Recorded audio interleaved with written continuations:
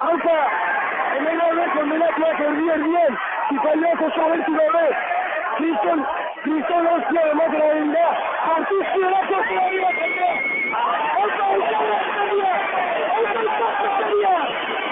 Egoi Alberdi gazte zigortuaren hitzak dituzue hauek. Ertzainek atxilotu baino minutu gutxi batzuk lehenago, herri harresi barrutik Info7 irratiari zuzenduak.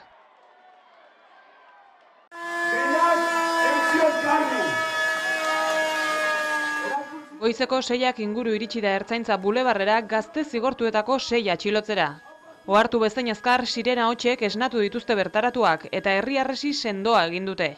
Ia 1000 pertsona zeuden bertan. Buenos días. En cumplimiento de las órdenes emanadas de la Audiencia Nacional, vamos a proceder a la detención de las personas condenadas que aquí se encuentran. 100 ertzain baino gehiago zeuden bertan, eta benetan indarra erabilita ere kosta egin zaie zigortuengana iristea. Esan ez dakit oso ondo nola azaldu daitekeen bizitakoa. Oso horra batetik, ikustea nola lagun minak nola eramaten dituzten espetxera, ez da bat ere errexia, baina aldi berean, emandako erantzuna ikusirik,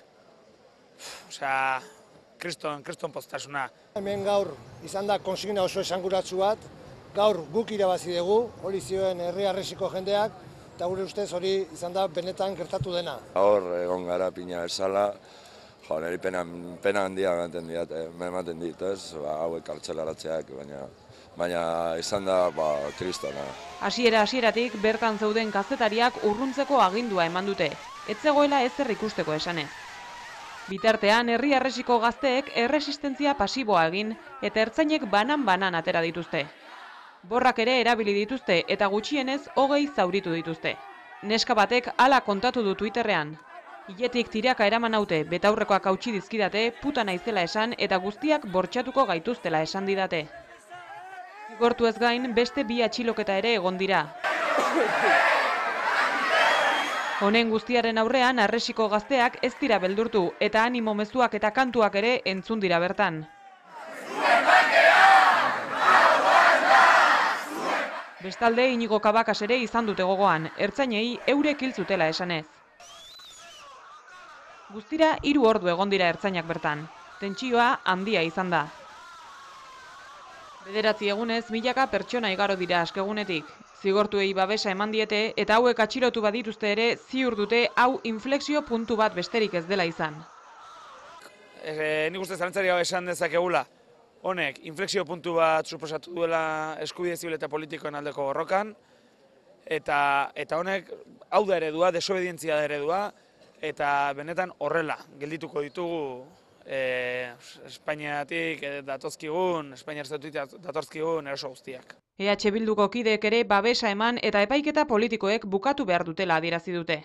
Joaindik badakizue beste 100 bat gazte daola epaiketaren zai, gero beste 100 bat lagun gaude inputatuak kausa politikoengatik, nik uste egonda mobilizazionek adierazten duela epaiketa horiei behin betirako amaiera eman behar zaiola. Bihar Martuteneko kartzelara martxa egingo da. Bihar Martutenerako egingo dan martxan ere parte hartzaile ditzen dugu jendea, pentsatzen dugulako bihar Martuten egongo diala atxilotuak izan diren gazte hauek. Gazte zigortuak espetxeratu badituzte ere, herri harresiaren helburua bete dela ziur dute. Esan genuen, kostatuko zitzaiela gazteak eramatea, eta inork ez du ukatuko, kostatu zaiela eta asko gainera.